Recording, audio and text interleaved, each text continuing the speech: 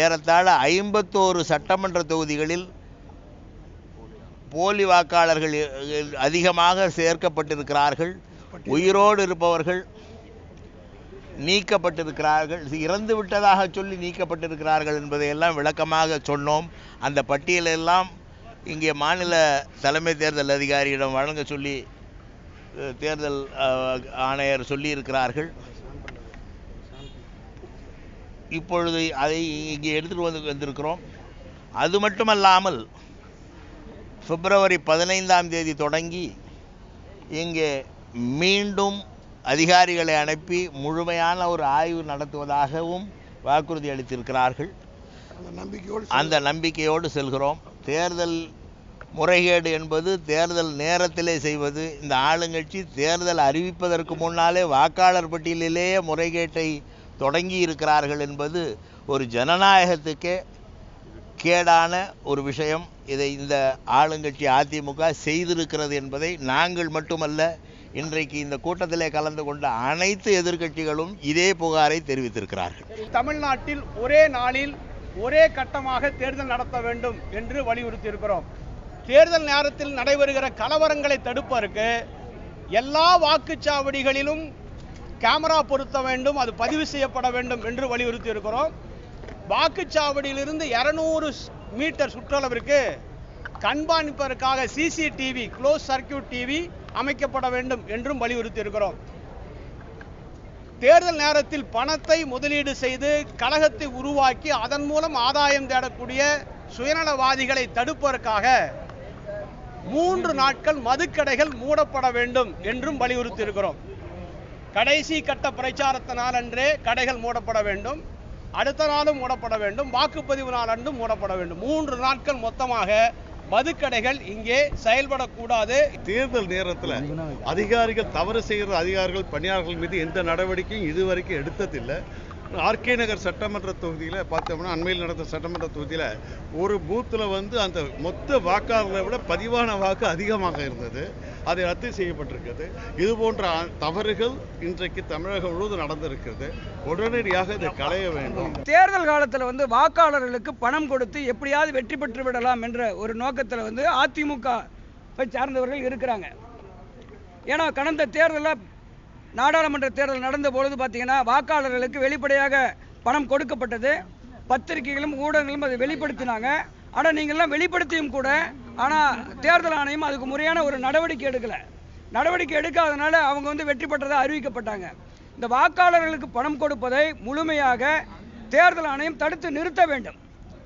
தடுத்து நிறுத்தும்படியான ஒரு நிலை உருவாக்கினால் மட்டும்தான் இந்த தேர்தல் நடத்தணும்னு நாங்கள் வலியுறுத்தி இருக்கிறோம். தலைவர் வலியுறுத்தி சொல்லியிருக்காங்க. தேர்தல் நடத்துறது முக்கியம் இல்லை, ஆனால் அந்த தேர்தல் முறையாக ஜனநாயக ரீதியை லஞ்சம் ஊழலுக்கு அப்பாற்பட்டு தேர்தல் நடக்கணும். வாக்காளர்களுக்கு பணம் கொடுப்பதை தடுத்து நிறுத்தணும். அப்படி நிறுத்த முடியும் என்ற நிலை ஏற்படுத்திய பிறகுதான் தேர்தல் நடத்தினால்தான் ஜனநாயகமாக தமிழ்நாட்டிலே தேர்தல் நடைபெறும் என்று வலியுறுத்தி இருக்கிறோம்.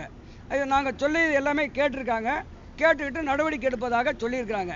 பாட்டாளி கட்சி பொறுத்தவரையில் எலெக்ஷன் கமிஷனுக்கு ஒரு அக்ரிமெண்ட் எழுதி கொடுப்பது தயாராக இருக்கிறோம். நாங்கள் ஓட்டுக்கு பணம் கொடுக்க மாட்டோம் என்று உறுதியாக நாங்கள் ஒரு ஒப்பந்தத்தை எலெக்ஷன் கமிஷன் கொடுக்க தயாராக இருக்கிறோம் என்று எங்கள் நிறுவனர் சொல்லியிருக்கிறார். இரண்டாவதாக ஒவ்வொரு கூட்டத்திலும் தலைவர்கள் அதே போன்று எல்லா கட்சி தலைவர்களும் அந்த அக்ரிமெண்ட்டை எலெக்ஷன் கமிஷன் வாங்க வேண்டும் என்று we insist on that. அதை நாங்கள் நிர்பந்திக்கிறோம். ஒவ்வொரு தலைவரும் அந்த கூட்டங்களில் பேசும்பொழுது பணம் வாங்குவதும் பணம் கொடுப்பதும் குற்றம் என்பதை சொல்ல வேண்டும். அதன் மூலமாக இந்த நோய் ஒழிவதற்கு வழி இருக்கும். ஏனென்றால் இந்தியாவிலேயே தமிழ்நாடு தான் அந்த ரேங்கிங்கில் பணம் கொடுத்து ஓட்டு வாங்குவதிலே 2வது நிலை இருப்பது என்பது இப்போது நிரூபணமாகியிருக்கிறது. 2014 நாடாளுமன்ற தேர்தலில் எந்த அளவுக்கு முறைகேடுகள் நடந்ததோ அது எதுவுமே நடக்கக்கூடாதுன்னு கேட்டிருக்கிறோம். பணம் தாராளமாக விநியோகிக்கப்பட்டது. 144 தடை உத்தரவை பயன்படுத்தி கொண்டு ஆளுங்கட்சி தாராளமாக பண விநியோகம் செய்தது. அந்த முறைகேடு இப்பொழுது நடக்கக்கூடாது. முறைகேடு நடந்த பிறகு எங்களுடைய இயலாமையை வெளிப்படுத்துவது என்பது தேர்தல் கமிஷன் இயலாமை வெளிப்படுத்துவது என்பது ஏற்றுக்கொள்ள முடியாது என்று சொன்னோம். இந்த முறை மிகுந்த கவனத்தோடு செயல்படுவோன்னு உறுதி சொல்லியிருக்கிறாங்க தேர்தல் ஆணையர். தேர்தல் என்று வரும்பொழுது கவர்னர் ஆட்சியிலே தான் தேர்தல் நடத்தப்பட வேண்டும் என்றும் சொல்லியிருக்கின்றோம். அடுத்த கட்டமாக மது விற்பனை 3 நாட்கள் இருக்கக்கூடாது. அதான் பிரச்சாரம் முடியும் பொழுது மதுக்கடைகள் மூடப்பட வேண்டும். ஆக 3 நாட்கள் மூடப்பட வேண்டும் என்றும் கோரிக்கை வைத்திருக்கின்றோம். தேர்தலிலே 2 இடங்களில் விடுபவர்கள் 2 இடங்களிலே அவருடைய வேட்பு மனு ஏற்றுக்கொள்ளப்படும் பொழுது அப்பொழுதே அவர்கள் ஒரு மனுவை வாபஸ் பெற வேண்டும். ஒரு இடத்தில் தான் ஒருத்தர் தேர்தலில் நிற்கணும். அப்படி யாரு ஓட்டுக்கு பணம் கொடுக்கிற கட்சியாக இருந்தாலும் அந்த வேட்பாளராக இருந்தாலும் அவருடைய அந்த வேட்பாளரின் தகுதியை உடனடியாக நீக்க வேண்டும், வேட்பாளர் தகுதி நீக்கம் செய்ய வேண்டும் என்ற கோரிக்கையை நாங்கள் வச்சோம்.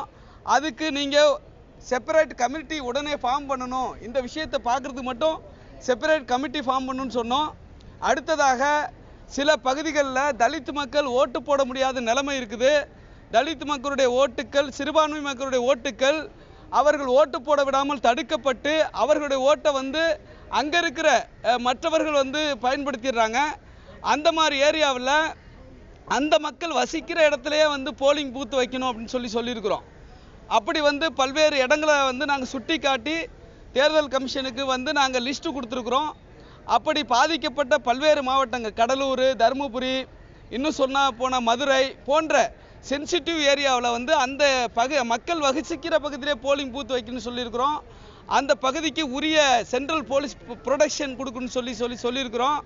அடுத்தது பார்த்தீங்கன்னு சொன்னாக்கா இந்த தேர்தலில் ஓட்டளிக்கிறவங்களுக்கு உரிய வகையில் ஒப்புகை சீட்டு கொடுக்கணும், அதை உடனடியாக நடைமுறைக்கு கொண்டு வரணும் அப்படின்னு நாங்கள் சொல்லியிருக்கிறோம்.